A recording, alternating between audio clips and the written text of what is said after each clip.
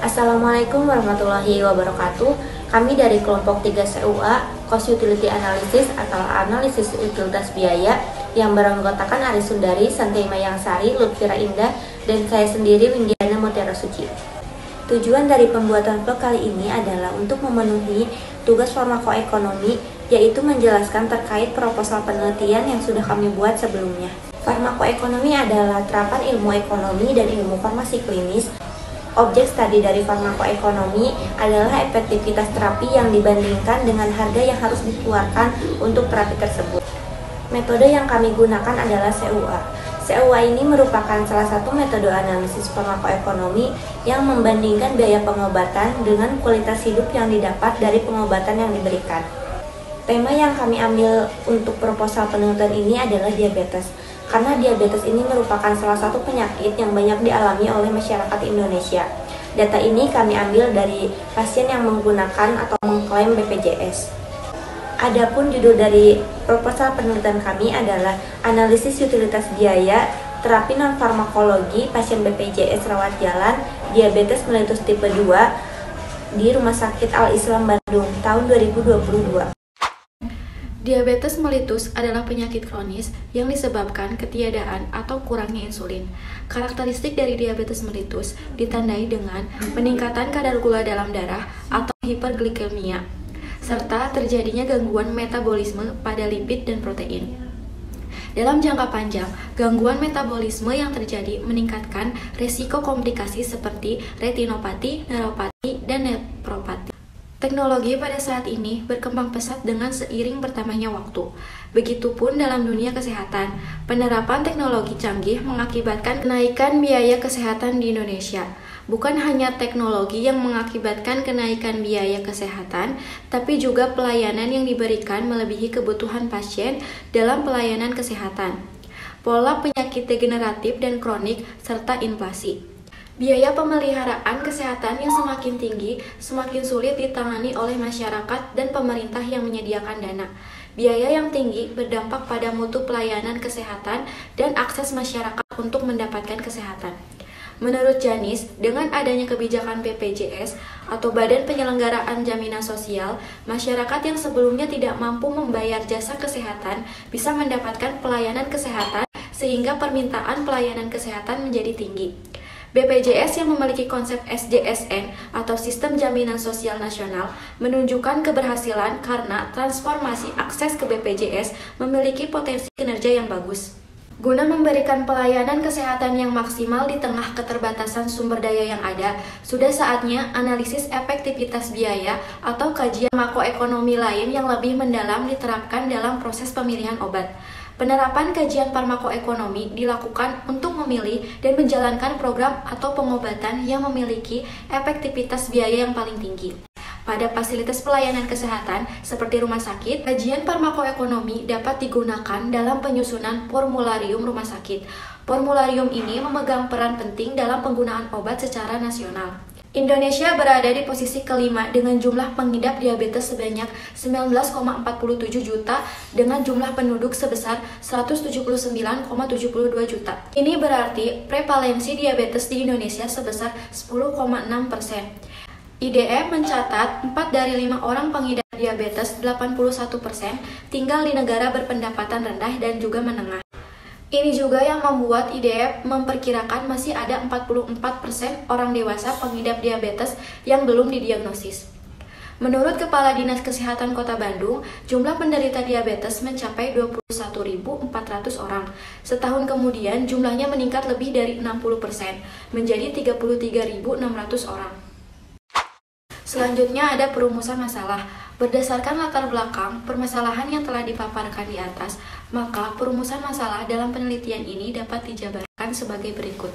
Yang pertama, bagaimana gambaran pengobatan pasien diabetes mellitus tipe 2 dengan terapi non-farmakologi di RS Al-Islam Bandung tahun 2022. Yang kedua, berapa biaya medik langsung rata-rata atau direct medical cost pasien diabetes mellitus tipe 2 setiap bulannya. Dan faktor apa sajakah yang mempengaruhi besarnya biaya terapi pada pasien diabetes mellitus tipe 2? Di sini saya akan menjelaskan tentang tujuan penelitian. Yang pertama yaitu tujuan umum. Penelitian ini bertujuan untuk mengetahui biaya utilitas pada pasien diabetes mellitus tipe 2 di Rumah Sakit Al-Islam Bandung pada tahun 2022. Lalu yang kedua yaitu tujuan khusus. Yang pertama untuk mengetahui gambaran pengobatan pasien diabetes mellitus tipe 2 dengan terapi non-farmakologi di Rumah Sakit Al-Islam Bandung pada tahun 2022. Yang kedua yaitu untuk mengetahui besarnya biaya medik langsung, rata-rata atau direct medical cost pasien diabetes mellitus tipe 2 setiap bulannya. Lalu yang ketiga, untuk mengetahui faktor yang mempengaruhi besarnya biaya terapi diabetes mellitus tipe 2 yang meliputi umur, jenis kelamin, komplikasi, dan macam-macam antidiabetik yang digunakan. Manfaat penelitian. Manfaat subjektif bagi pasien dapat dilihat dengan utilitas menggunakan analisis ekonomi kesehatan. Manfaat praktis, hasil penelitian ini diharapkan dapat memberikan informasi dan evaluasi bagi semua kalangan yang terkait dalam kelangsungan perawatan kepada pasien DM di RS Al-Islam Bandung seperti pilihan obat yang diberikan, pertimbangan biaya yang dibutuhkan, dan terapi yang digunakan. Yang selanjutnya yaitu jenis penelitian. Penelitian ini termasuk penelitian observasional dan menggunakan metode pendekatan cross-seksional, yaitu mengukur variabel bebas terapi non-farmakologi pasien BPJS rawat jalan diabetes mellitus tipe 2 di Rumah Sakit Al-Islam Bandung dan variabel terikat yaitu biaya terapi non-farmakologi. Waktu dan tempat penelitian. Yang pertama, waktu penelitian. Waktu dimulai pada bulan Januari tahun 2022 yang diawali dengan penyusunan perencanaan atau penyusunan proposal penelitian sampai dengan penyusunan laporan akhir di bulan Februari sampai Maret pada tahun 2022. Lalu yang kedua yaitu tempat penelitian. Penelitian ini dilakukan di Kota Bandung pada penderita diabetes mellitus tipe 2, rawat jalan dengan terapi non-farmakologi.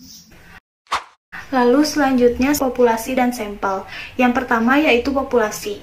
Populasi ini adalah pasien BPJS rawat jalan diabetes mellitus tipe 2 dengan non-farmakologi, yaitu dengan kriteria sebagai berikut. Yang pertama, kriteria inklusi. Yang pertama, pasien rawat jalan yang menderita penyakit diabetes mellitus. Yang kedua, pasien yang dapat berkomunikasi dengan baik dan jelas. Yang ketiga, pasien dengan umur 35 tahun sampai 70 tahun. Yang keempat, pasien yang telah melakukan pemeriksaan glukosa darah puasa. Yang kelima, pasien yang bersedia menjadi responden. Lalu yang kedua, kriteria eksklusi. Pasien yang mempunyai komplikasi berat. Lalu selanjutnya sampel. Pengambilan sampel menggunakan cara sequential random sampling, yaitu populasi dan pengambilan sampel yang telah memenuhi kriteria inklusi dan eksklusi dimasukkan dalam penelitian sampai dengan jumlah sampel yang dibutuhkan terpenuhi. Untuk variabel penelitian, variabel bebas yaitu terapi non-farmakologi pasien BPJS rawat jalan diabetes mellitus tipe 2 di Rumah Sakit Al-Islam Bandung, dan variabel terikatnya biaya terapi non-farmakologi pasien diabetes mellitus tipe 2. Pengumpulan data. Yang pertama, jenis dan sumber data. Data primer yaitu data yang diperoleh secara langsung meliputi data identitas pasien yang meliputi dari nama, umur, jenis kelamin, alamat, dan pekerjaan. Data sekunder, data yang telah diperoleh secara tidak langsung melalui pencatatan dari buku rekam medik rumah sakit, yaitu meliputi hasil rekam medik, diagnosa dari dokter. Cara pengambilan data. Yang pertama ada wawancara. Wawancara ini dilakukan untuk menggali keterangan yang lebih mendalam tentang data-data yang akan diperlukan oleh peneliti. Wawancara dilakukan untuk mengetahui tentang identitas seperti nama, jenis kelamin, umur, dan alamat. Selanjutnya ada dokumentasi, yaitu pengambilan data secara dokumentasi mengenai data berupa catatan yang diambil dari data rumah sakit. Selanjutnya ada instrumen yang digunakan untuk mendapatkan data dalam penelitian, yaitu form persetujuan menjadi sampel, kuesioner aktivitas olahraga, dan program komputer SPSS 17.0. Alat penelitian yang digunakan meliputi kuesioner. Langkah-langkah penelitian yang pertama, tahap persiapan, mengajukan surat izin untuk melakukan penelitian di RS Al-Ihsan Bandung. Melakukan survei pendahuluan untuk mengetahui jumlah populasi sampel penelitian. Menyusun proposal penelitian, presentasi proposal penelitian, perbaikan proposal penelitian, tahap pelaksanaan, tahap koordinasi dengan pihak Rumah Sakit Al-Ihsan Bandung. Pengumpulan data dengan cara wawancara langsung dan pengambilan data di rekam medis. Tahap akhir, pengolahan data yaitu dengan cara menggunakan SPSS versi 17. Hasil penelitian yang telah diolah kemudian akan dibahas melalui analisis data. Pengolahan data yang pertama, editing, yaitu memeriksa data dengan melihat kelengkapan hasil pengumpulan data.